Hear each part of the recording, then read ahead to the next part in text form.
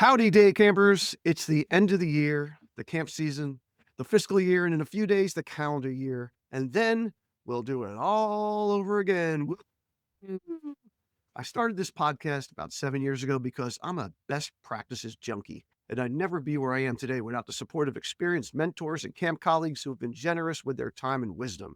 And that's why I love attending camp conferences throughout the year, too, sharpening my sword, networking, and socializing with some of the most awesome people in the world. So for today's show, I'm stealing from two of my other favorite podcasts, Bill Simmons and Scott Galloway, and we're going to do some listener mail that we've accumulated the past few weeks. I personally got some great ideas from the show from my co-hosts, so keep your notepads handy. This is our holiday gift for our dedicated listeners. So thank you for inviting us into your lives, your car rides, your dog walks, your toilet time, whatever the heck it is. Sam, Jordana, and I are honored to share the sunshine with you. So I hope you bury some awesome acorns this winter. You take some time to relax, de-stress, read a book, watch Pluribus, and spend time with your family and friends. Happy holidays, people. This is the Day Camp Pod. This is the Day Camp Pod from Go Camp Pro, bringing you the best ideas, strategies, and discussions in the day camp industry.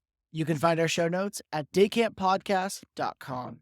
The Day Camp Podcast is brought to you by CRS, Commercial Recreation Specialist, go-to source for recreation solutions that will ensure that your camp thrives. Explore their website today at CRS or Rec. CRS is very fun. Scheduling shouldn't be so difficult and take as much time as it does. Come check out Camp Activities to learn all about their scheduling tools and they're specifically designed for camp by camp people. Save time, get rid of the mistakes, and get back to enjoying your summer. Find out more at camptivities.com. Let me tell you about CampMinder, the #1 camp database in the world. It has the most robust offerings and services found anywhere. Every feature works together to create a policy system that helps your camp office run more efficiently while giving your camp families state-of-the-art communication and financial. Check out the details at campminder.com. Welcome back to the Day Camp Podcast. This is Andy Pritikin, Director of Liberty Lake in the Philly suburbs. This is Sam Thompson from Crystal Lake Park District in Crystal Lake, Illinois. And I'm Jordana Grossinger, Director of Camp Robin Hood in Ontario, Canada. And we have a special episode today. It is our first ever annual Mailbag episode. So we solicited on all of these social platforms for some questions, ideas, whatevers. And, out of the hundreds that we got, we picked like the top 8 or 10 or whatever we can get to.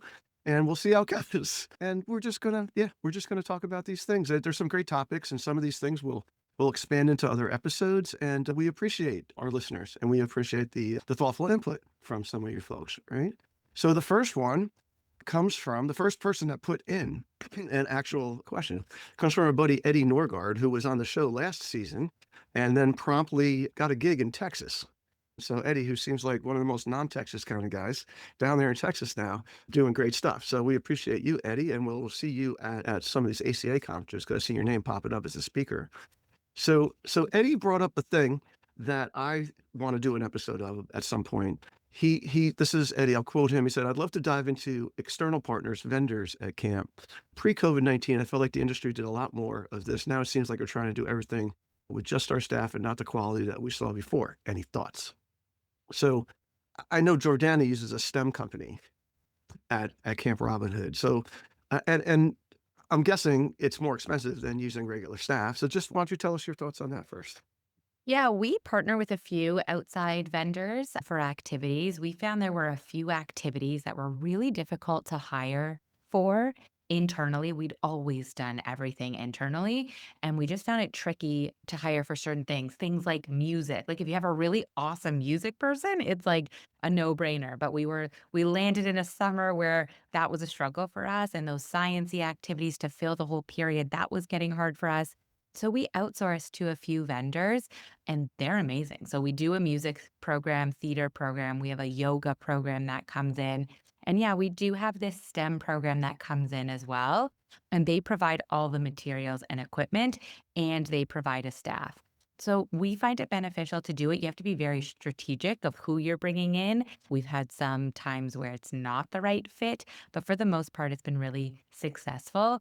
just on that line, if you're going to go down the route of external partners and vendors, what we found really successful is having them come in during pre-camp or for a pre-camp visit at least to get used to the site, to maybe meet some of your team and to know where they're setting up. So the first day isn't like a shock to their system.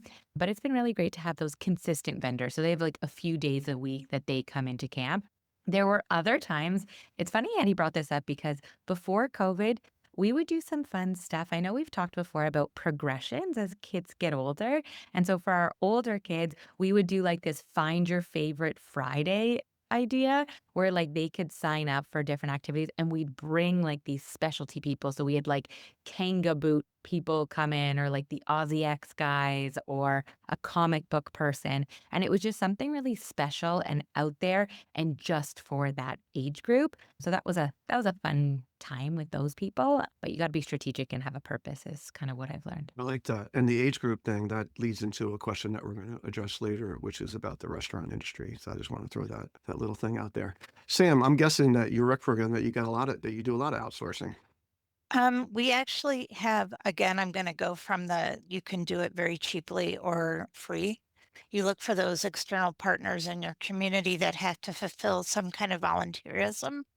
So we have a company in the town next door called Stryker that they are a STEM company and they're trying to promote junior high kids and high school kids to go into the business.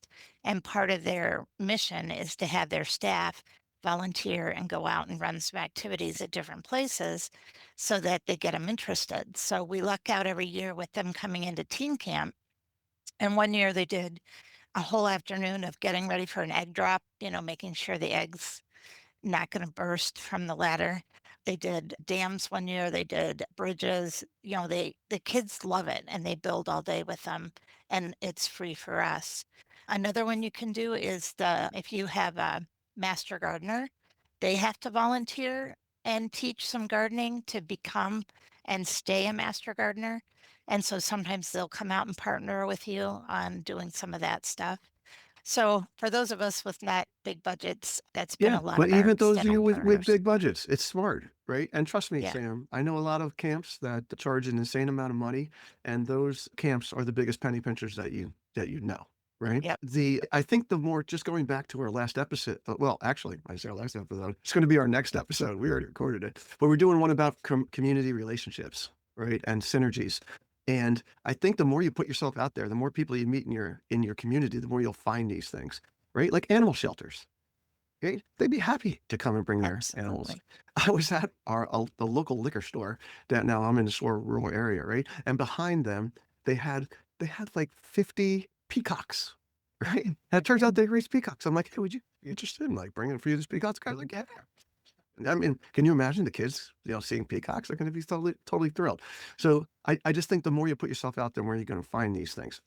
When it We comes to third-party things, and we've used a gymnastics company because I find that, a little dangerous to be hiring staff to do. Mm. But, the thing I wanna do a podcast of in the future is not so much the program stuff, because that's sort of cut and dry. If you think it's worth it, you do it, right? I'm talking about the things that we as camp directors do that we take on too much and do. Now, when you work for a municipality, or if you work for a JCC or a YMCA and you have a graphic arts department and you have a marketing department and you have like all these departments, that's one thing. But when you're a small business, private business, and you're trying to do everything, you're mediocre at a lot of things that it would be great if you would actually be great at, right? So over the last couple of years at Liberty Lake, we've outsourced to a fractional CFO. So we have like a bookkeeping company and a CFO level person that checks in with us monthly, which has been wonderful. We have an HR person that we pay.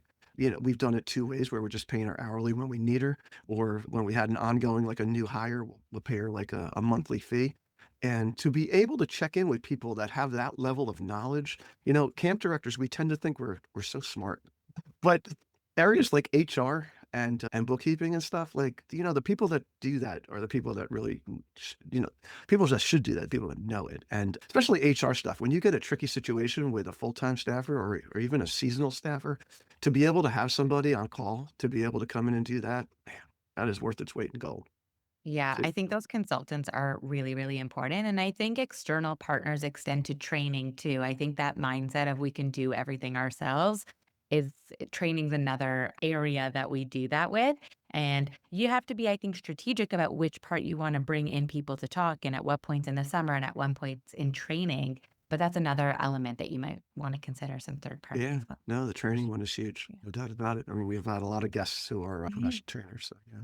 This year, Um, we found a police department that does de-escalation training, and they had done it with our staff during the year, but we're going to do it with the camp counselors because what is discipline other than de-escalation? So we're going to see how that goes. well, But yeah, I mean, the skills of de-escalating a angry drunk driver is very similar to de-escalating a third grader that just got out in Gaga, I guess. yep. Yeah, that's funny as hell. All right. So, next question. Thoughtful question from our friend Greg Licht. One of our best shows last season with Greg and Sam. We're going to have the two of them back for sure. And Greg told us a very open ended question that made us think. And so I'm going to throw it out there. What is a change that you made at your camp that you regret making or wish that you could try again? It's, you make these changes. And I was in a long discussion slash argument with Brandy in my office today about that kind of thing and changing the schedule because you make changes and there's always going to be unintended consequences. Whether they were purchases, my wife Jill, who's behind me right now, would bring up the sunscreen machine that we bought. That was a huge boondoggle and it was very expensive. Taking on too many initiatives. I know at Liberty Lake we made some changes because we got bigger, so we made a lot of like very integral structural changes, and then we constricted a bit, and it was like, ooh, maybe we shouldn't have made those changes, right? Like we at Liberty Lake, we started with 2 color war teams. We went to 3 color war teams because it actually worked out better. There wasn't as many angry children with each other because when one team loses and there's 3 teams, it's just better. And then when we got really huge, we went to 5 teams. And this year we're gonna constrict that again. So I sort of wish I never went to 5 teams and just figured out how to manage the 3 teams better. So anyway, I'll pass the baton to any of you guys like to chime in. I've got many of these because that's how you learn We've been things that thinking you've for a long time, tried. right? Yeah. One of my biggest ones was a long time ago. I decided we're going to take camp down to the city, down to Chicago. And I think I only had like 5 buses at the time. And at that point, the aquarium did not have an oceanarium with them. So it was a half day trip. But the planetarium was a block away. So our buses half started at the planetarium, half started at the aquarium. And then we were going to head back out of town. Well, we live an hour and a half from Chicago. But if you don't get out of the city proper where these things are at the right time, you could end up forever. So I have, first of all, I have school buses only, no bathrooms, no TVs, all ages, 3 Oh, to a fun. seat, packed. And the last counselor is coming out with a child out of the aquarium, and he's a few steps in front of her. And as every child's looking out that window at her, a homeless man walks by and grabs her chest and just keeps walking. Every kid on the bus starts screaming. And she gets on the bus, and I'm like, "Oh, okay, I'm gonna have to process this with all the parents as soon as I get home." But it was back before cell phones. So we ended up getting on the highway and we left at 3. We got home at 6:30 after the program was over.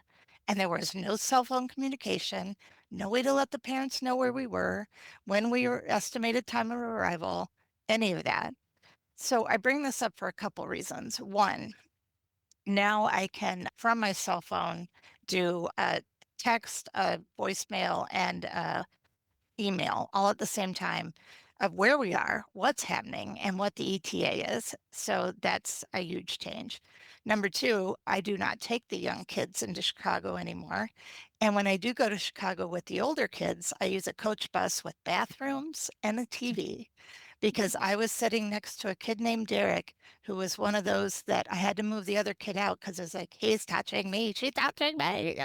So I spent 3 hours of being mauled by Derek on the way home on the bus with no bathroom. So yeah, big lesson.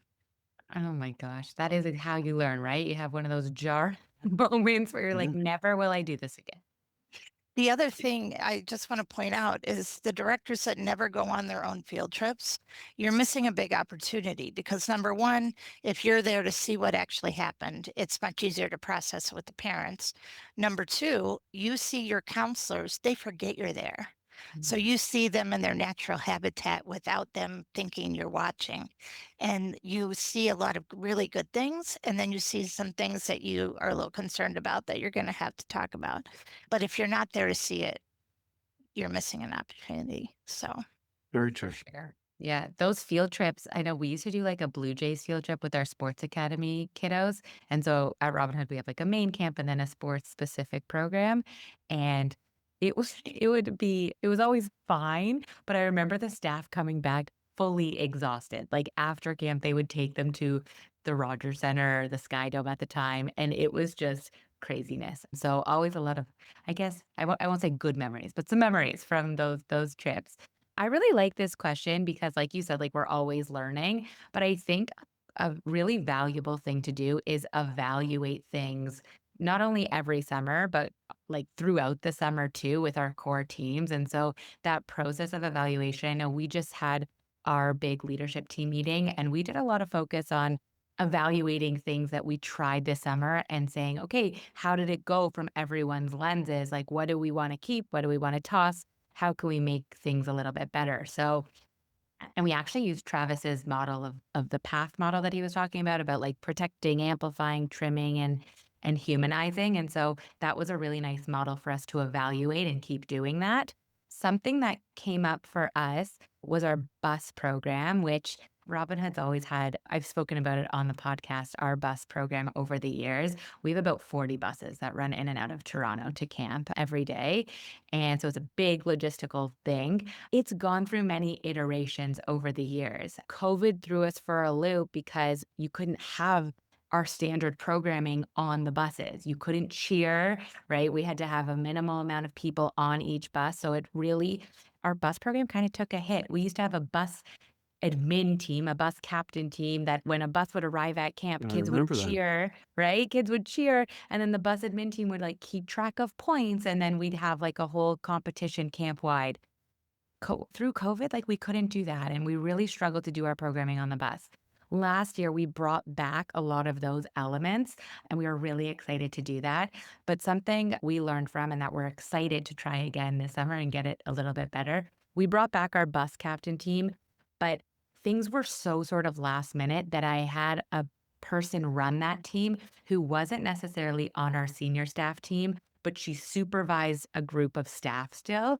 And it was tough. And I personally felt so bad because as much as I was upfront of we're testing this out, this is a unique role, she was in that in between of like she supervised people, but she wasn't a supervisor as we would define it.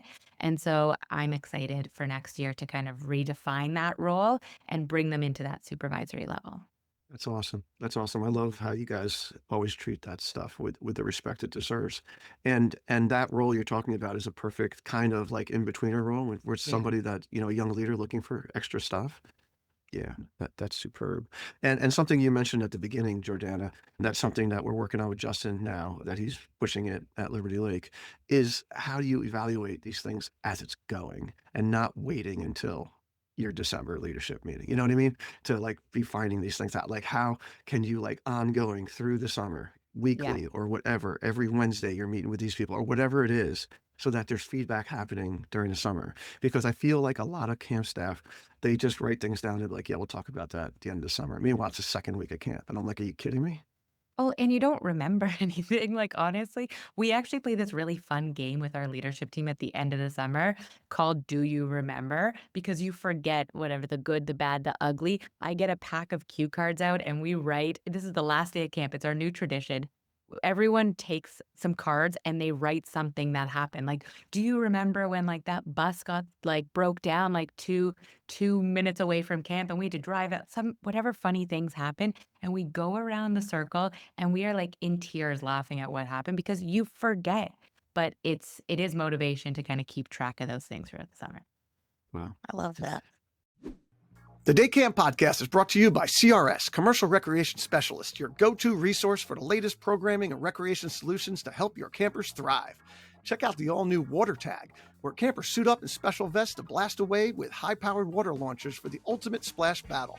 Rev up the fun with new Pump Tracks, a modular, easy-to-install bike course that brings the need for speed to any camp setting. And when it's time to cool down, Flex Shade delivers stylish, innovative shade with maximum coverage and minimal impact on your site. CRS offers prefabricated cabins, pavilions, and restroom buildings, everything you need to create a better camper experience. For more info, visit crs4rec.com. That's CRS, the number 4, RECK.com. CRS is serious about fun. You know how much work goes into building the perfect camp schedule. And when a key staff member leaves, you can feel like starting from scratch. That's where Camptivities comes in. Built for camp people, by camp people. It protects your institutional camp knowledge and ensures every camper gets the schedule you promised. Camptivities does it for all day camps. Auto scheduling for staff, campers, groups, manual adjustments to perfect schedules, over 70 reports for rosters and data analysis, tons of customizable settings, and so much more. Schedule smarter at camptivities.com. Sign up before the new year and save 15% on your first year. Now is the time to do it. We'd love to show you the next big thing in camp. Visit camptivities.com to set up a time to chat. Let them help you get away from your desk and back outside.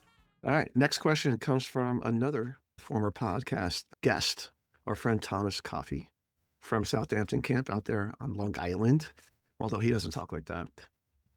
Anyway, his question was about managing parent expectations, how camps struggle with that. Coming from school, this I'm quoting him, where they have very little communication with their teachers and principals and school leadership, to a shift to the summer when they almost demand daily, hourly, minute by minute contact and communication. And I would just throw in there, Thomas, that if they're coming from preschool, they get even more. They're taking they're being downgraded under communication when they come here to camp. So it's a great question. My thoughts are that it's all about laying out the expectations and just being really freaking specific with the parents as to what they're getting here, right? For those preschool parents that are coming in, I tell them to their faces, I say, listen, you're welcome to the world of camp where no news is good news. We're going to check in with you and such, but we're not going to bother you about little things. You know, we're not going to tell you that Johnny had a bowel movement and ate half his brownie, you know, like they do at preschool, and they took a nap, and like, no, we're not doing that here. So I just try to really set those kind of expectations. And I also think, you know, Tom, I don't think he'd mind me saying that, you know, he has a very affluent clientele. And I think that I think that the affluent camps very often they promise so much and they charge so much that it sort of just factors into that a bit.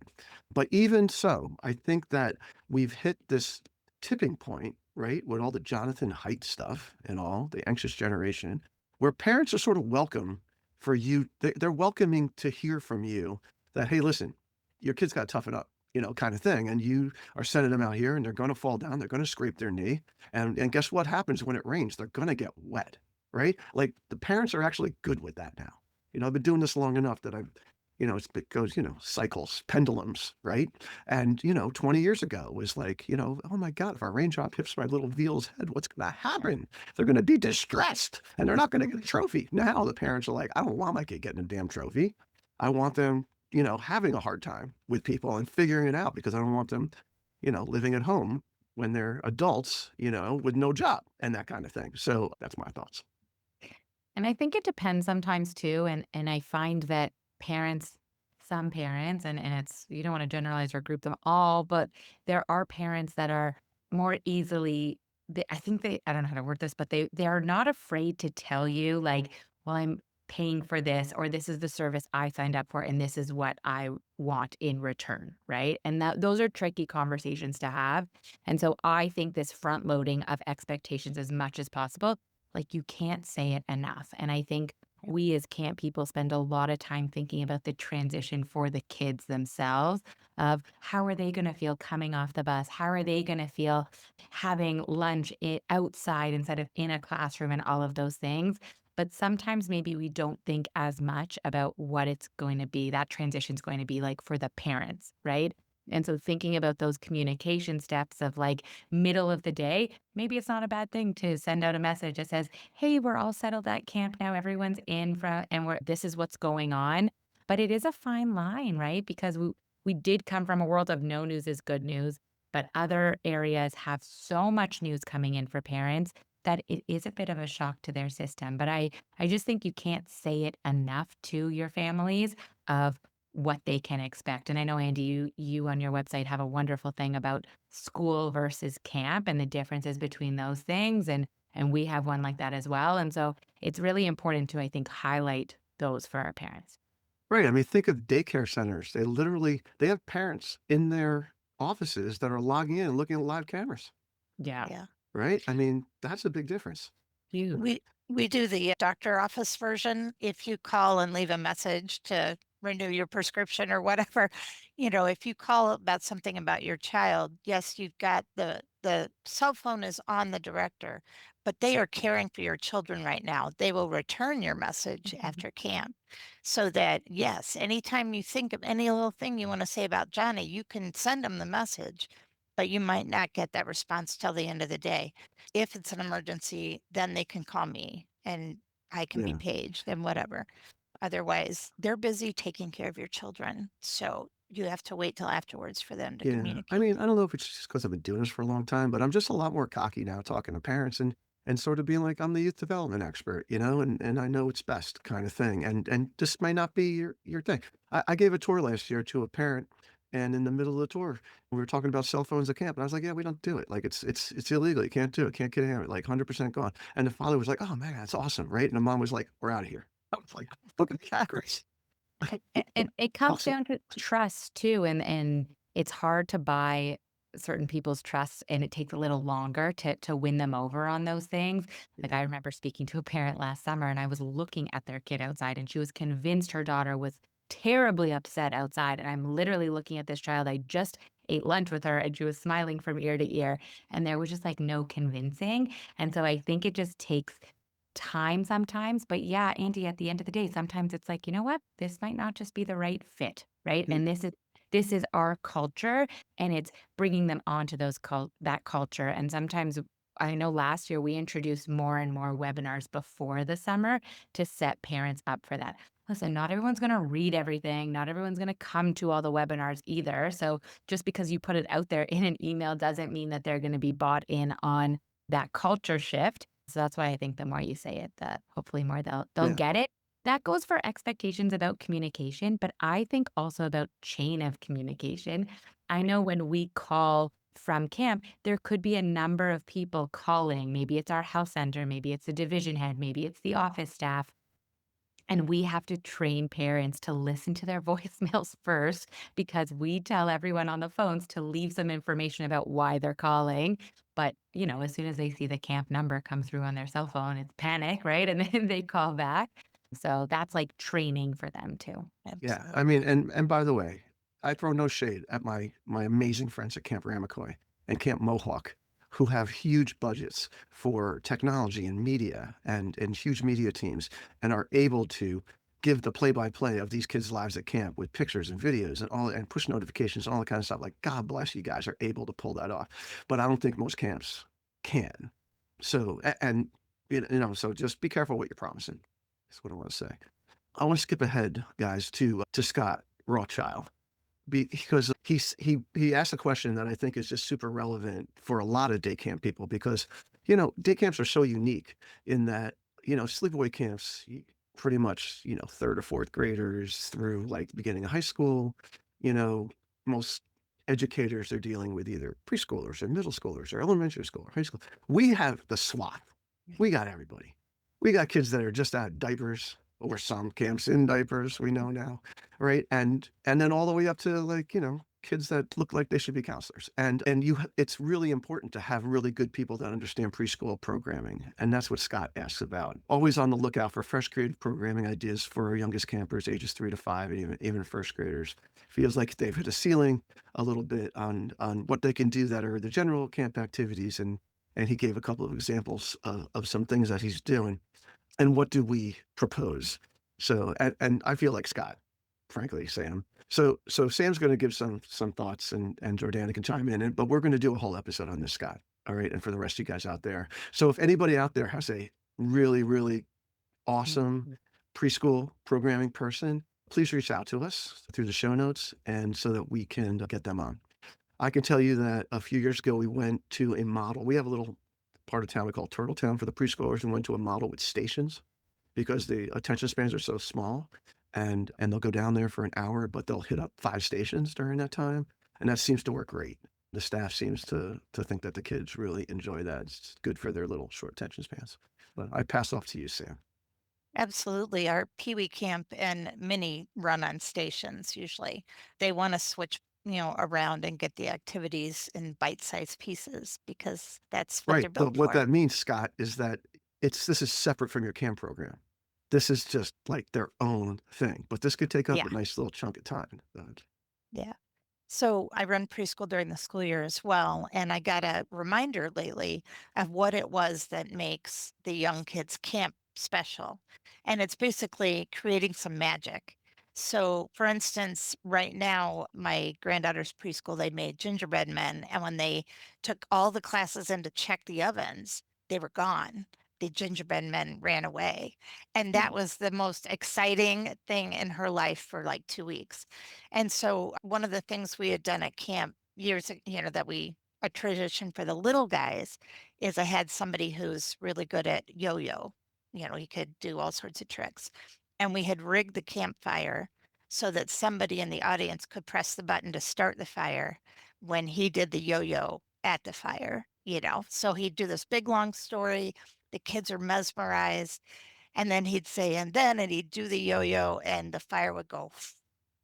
And the kids just loved it. Any kind of setting an atmosphere of fantasy and magic for those guys, just they are beside themselves excited with it. So, Great advice.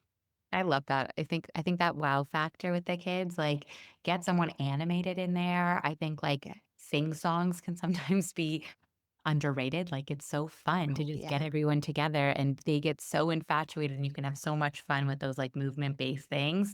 I also think that those carnival style activities, like those stations, but incorporating choice, I think that for our younger campers, it's often thought of like, we can't do that with the little ones. Like, we need to have it all very, very scheduled and structured. But if you kind of outline the space that they can stay in, they are familiar with this and comfortable with navigating from different stations. So it doesn't have to be every cabin going to a different rotation each time, but you can say, we're going to this field. It's from here to here. You guys go to whichever one. And when we say this, we're all going to meet back here. I find for our 3 to 5 year olds, they get really excited when they get to like do that in that small space. Another thing I did at our camp, we have back in the day when I was a section head for the youngest age group, I was like, I'm going to take the kids on like a nature walk back in the like forest of camp. Everyone's like, are you kidding? You're going to take 84-year-olds in the back of camp? What on earth are you thinking? But it was so special for them. And they did follow all the rules. We made it through. We went in with 80 kids. We came out with 80 kids. And they, like, had a bag and they could collect different things, and, like, something a little different like that was really fun for them. I like that. It's just that goes along with what Sam said. You're creating magic, and it's sort of Mhm. easy for kids this age. It doesn't have to be demon hunters for them. Although they loved helping. Yeah. I was talking to Justin last night. He was telling us one of the cutest things that ever would last summer or the last few summers that they do. They make snack necklaces where they Mhm. just take a lanyard, and they just put Cheerios or Fruit Loops or Fruit whatever Loops. on them. 2 little kids snacking on their necklace all day. Yeah. So adorable. It's a As long great as they keep idea. to their own necklace and not other people's necklace. Absolutely. Well, it's sort of they're restricted there. They're Yeah. restricted. Make it relatively tight. And I just have to say the foam machines, these little kids just absolutely go nuts for that. Foam, bubbles, all that. That's so fun. Yeah, that is magic to them, no doubt about it. So the winning email in our mailbag by far goes to Samantha Gilberg from Young Judea Sprout Brooklyn Day Camp. That's a mouthful. who she says she loves the pod. She was a first year camp pro and she listened to a lot of our podcasts and helped us out. I love that. I love meeting people at conferences that say I became a day camp director and I listened to every episode because we're up to like 140 or something like that. So yeah. So anyway, she gave us about 10 questions or ideas or podcast ideas. So more power to you. So we're just going to rip off some quickies here, okay? But huge shout out to you, Sam. We appreciate it. So first of all, she wants to do favorite special events. So Sam Thompson, we got to do a special event podcast. Just that. Oh, Okay. yeah, So definitely. let's write that one down. All right. Yeah. But if you want to just if you guys want to just we want to go around and talk about what one of your favorite special events was from last year, go for it. Or a long-standing one. Yeah, I have 2 things we did last year for our color games. It was we had the Vikings come to Camp Robin Hood, and our maintenance team actually built a whole pirate ship, and we had, like, a huge sail in the face of our team evil at one point too. And so for the kids to see this ship come into camp was really exciting. But another thing we did for the special events was we brought in sometimes we'll bring in some bouncy castles to really up that wow factor. But we actually brought in an entertainment company that had a DJ and some dancers, and they ran like a dance. It was like a wedding bar mitzvah thing in our aerodome. And the kids from ages 4 to 14 had the best time just dancing around. And so they had a really good time with that high energy spirit with the entertainment company. So that was fun for a special event and a special treat. And we're looking forward to doing it again next year. Nice. One of our favorite ongoing ones, and it's challenge by choice. We call it Fear Factor Day, but it's essentially a huge food fight. But the kids who don't want to be in the food fight get to help make the instant potatoes and the spaghetti and all the soft, non-harmful foods that we're going to throw in advance, or they get to take pictures or whatever and watch. So there's no shame in not doing the activity, because I know she mentioned in there that, yeah, we have to be so careful with that. But basically, the kids wear their sunglasses and their bathing suits. And we line up all the picnic tables. They each have a plate with a variety of soft foods to throw. And when we say go, everybody just starts throwing food. And then we hose them all down when they're done in their bathing suits to get all the gook off of them. But they have so Fun. much fun. I want Yeah. a video of that. Yeah. I have some fun pictures of that one. Yeah. Yeah, So, Samantha Gelberd wrote, a note about that, about cultural trends in the past that survive in the future kind of thing, and mentioned the getting messy thing. How, yeah, there's kids with tactile things and that kind of stuff, and may have things changed, that kind of stuff. And my camp and Jordana's camp, and Sam's camp too, we have a lot of kids with special needs and such at our camp that have these kind of things. And if they know in advance that this is what we're doing, and you're working with your inclusion team or folks, then you can adjust things, right? yeah. I think it's more important than ever to get kids all full of stuff and get them dirty and such. And that goes back to Tom Coffey's question about expectations with parents and stuff. And I tell the parents, I say it just like this. I say, your kid's going to come home sweaty, muddy, full of paint, full of whipped cream, like all that kind of thing. They're going to get off the bus. You're going to hose them down the driveway, feed them, dinner and put in the bed while it's still light out, right? Yeah. Like that's just how it works. And I think that they're down with that. I would not shy away from getting your kids dirty. Paint, whatever. It's just as long as it's washable. And Andy, you mentioned earlier the foam. Our newest vendor thing that we did was a foam party, and they had so much fun with the foam party coming in. Because she mentioned too, like, what vendors have you brought in for things? Yeah. If you go to ACA National or Tri-State, there's a company that sells those foam machines, and they're actually cheap. It's the foam that they get you. So That's if anybody has the ingredients for the foam, please send them my way. And because that's, yeah. Oh, the foam machine. Yeah, it's a few $100. Oh, you want the concentrate? Then you have to spend Right. it. It's like the soda machine companies that give you the free soda machines. But and I think these are the things that kind of make camp too. I do appreciate kind of thinking them through, though, for sure. I know even when Yes. we brought the foam party, we were checking the ingredients of the foam so we could make sure that everyone was safe. And it's those expectations and conversations about it. But you're right. I think it goes back to expectations and communication.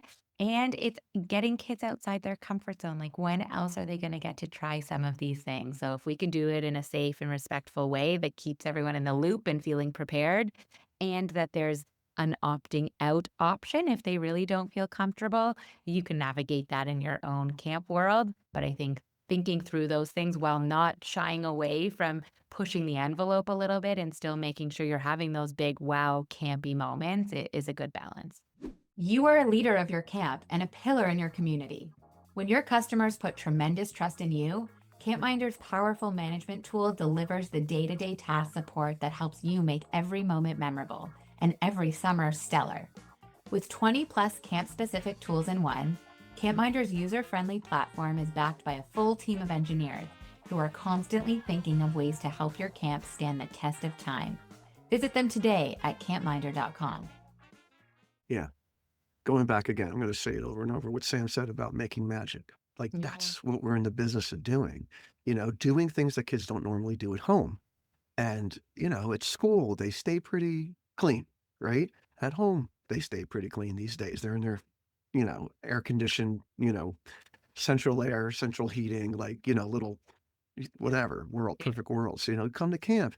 It should be about like just letting loose, letting your hair down, being a goofball, and getting out of your comfort zones, just like you said. I'm But it's totally for behind sure different than sleepaway camp, right? In that respect, because like I remember going to sleepaway camp as a kid and like you would have those big like shaving cream parties and people would be spraying it all over. And it's like you don't go home after and parents don't see that. It's like you deal with it at camp. But with day camp, they're going home every day. So I think that we can't overlook that part of like thinking about those parent expectations and it. Yeah. how you're going to manage that. And you know what I do, Jordana? I send a text message to all the Yeah. parents. I mass text and I say, hey, when you pick up your kid today, bring a towel, okay, to put on the seat because they're going to be covered in paint or whipped cream or whatever the hell it is, That right? and that goes so far, like, they're so appreciative of that, and, like, Oh yeah. oftentimes when we send out that communication, most parents are like, "Okay, I didn't care, like, I don't really need to know about that," but you have parents that do care, right? And so Most of them, they text back or email back. They say, amazing. yeah, That's what they're exactly, saying. exactly. Another thing she wrote was shared spaces. I think I mentioned this earlier in the season that I've been talking to a lot of day camp people this off season. And that seems a very, very common thing that people are talking about how to figure out in your camp, in your facility, in your rented space, whatever it is, a place where everybody can get together. That it is just such a special sleepaway camp kind of thing. Mhm. Absolutely. And she also talked a little bit about old activities, that the new generation wanted new stuff. But you've got to remember some of those old standbys are brand new to these kids and still hold the magic. So you still want to do some of the old school crafts and that kind of Yeah. thing. As And long as it's not hazing. Yes. right, right. And there's craft projects that either take off every summer and sometimes it's, a different thing. But there's also ones that are good standbys that you can use as fillers, like, fuse beads or the rubber band bracelets. You've always got all that stuff on hand to help fill any gaps where somebody's not actively involved. Very Um, important having yeah. that stuff handy. Yeah. Yeah. We talk about that all the time here. She also mentioned something that's worthy of an entire episode, although I I don't want to necessarily talk about it much because I'm not into it, but it's the off-season stuff. How to keep your people engaged in the off-season. And, we were talking to Heath the other day, and he was just like, yeah, we're doing our big fall fest, thing where everybody comes together and all that kind of, oh no, that was the Rolling River ladies, and they rented an ice rink and everybody came and did that kind of thing. And I've been a part of a lot of those kind of things. It's so hard getting people to come out and do things in the off season. The kids have sports, there's birthday parties, like you're just so conflicted. And it seems to me it's just like the same few dozen people that are going to do it, and it's a lot of work for It's a lot of for a little payoff. yeah. It's just my old man experience. View. I think it's just your own, I think that that's totally fair, and I think you have to determine what's of value, right? Like, it's a lot of effort, it can be a lot of money to do certain things in the off season, and I think some of that is trial and error, honestly, too, and seeing kind of what sticks. And sometimes what sticks 1 year is not going to stick 5 years from then. So maybe bringing things back. Like we haven't done a fall fest in a while because we were noticing that like the attendance was lower. It was so much work and what was coming out of it.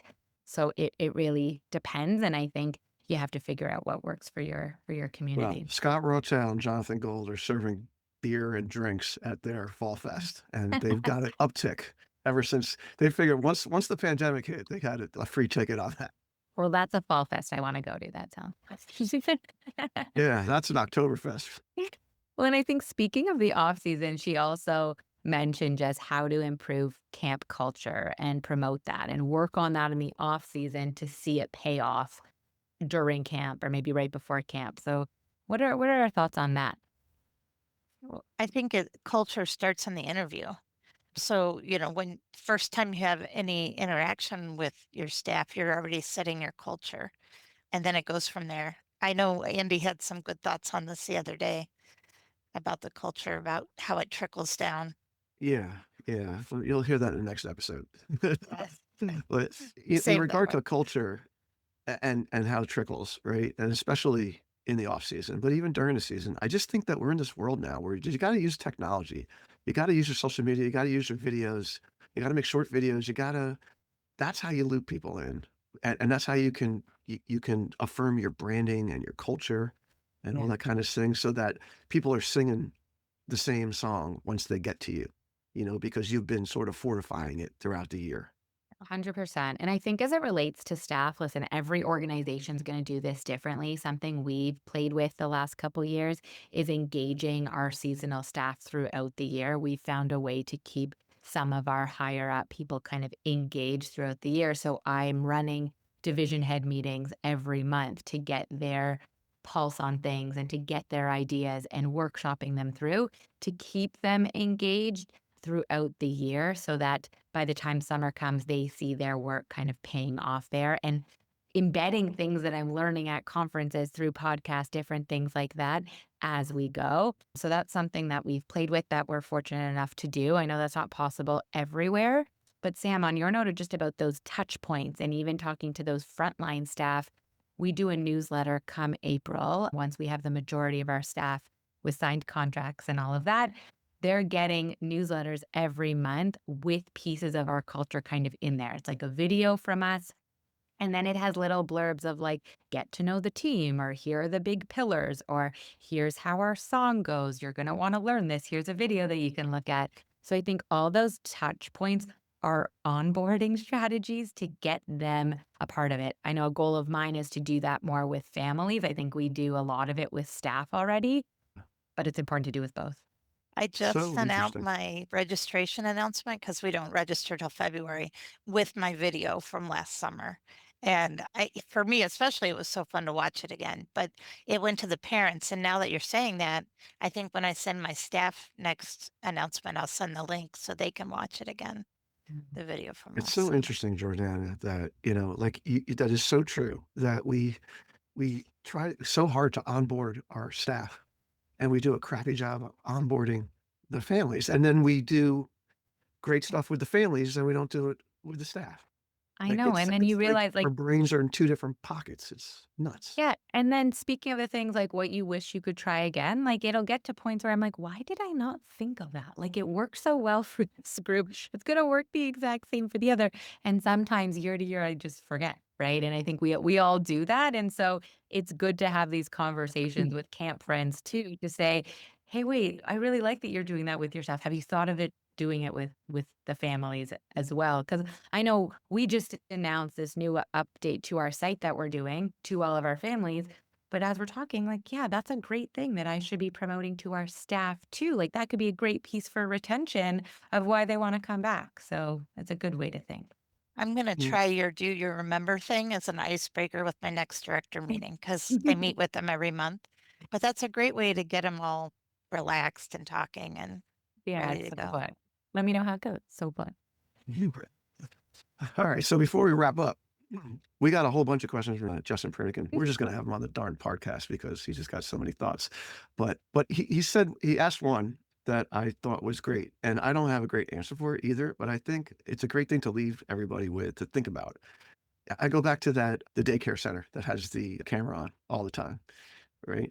And granted, they never have sound.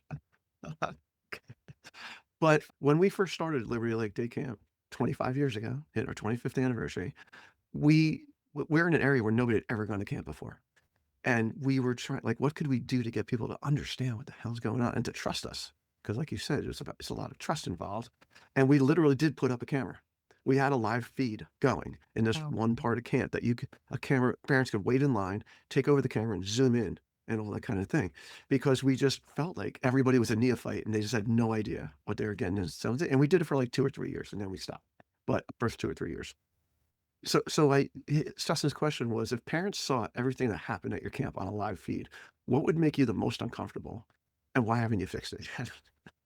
And again, I don't have an answer to it. Like, I'm like, well, I guess they'd be watching a whole lot of interactions, and at times they would see staff, disengaged and talking to each other instead of watching the kids. I don't think they'd be seeing anything like super embarrassing, but would they be seeing stuff that needs to get fixed or just needs to get replaced or painted even, right? Something I talk about with every single new person that comes to Liberty Lake on our leadership team. I say, you guys have new eyeballs. Like, I go past the same thing every single day and then somebody points it out to me and it's been like that for 10 years. And I was like, oh my God, you're so right. You know? So I think getting your parents to speak up, your new parents, and getting your new staff to point things out. I think a lot of teachers a lot of our adult staff are teachers. They get so used to just being in crappy situations. This is the way it is, kind of thing. Suck it up. That they just like, well, this is the way the camp wants it, kind of thing. But meanwhile, we're sitting here like quality junkies. We want everything to be high level, and then yet we do for like whatever our brains, just say, well, that's fine. We said it once, and then it just keeps going. So anyway. So, one point about that, if you can see but not hear, you're going to see the body language and think that what they're saying is not as good as what they're saying. Think about that. A lot of our counselors will say the correct thing, but their body language may be like, so to me, that would be horrifying to be able to see and not hear. I'd rather they have all the picture, the sound and the picture. But yeah, I would love to get fresh eyes on everything. yeah.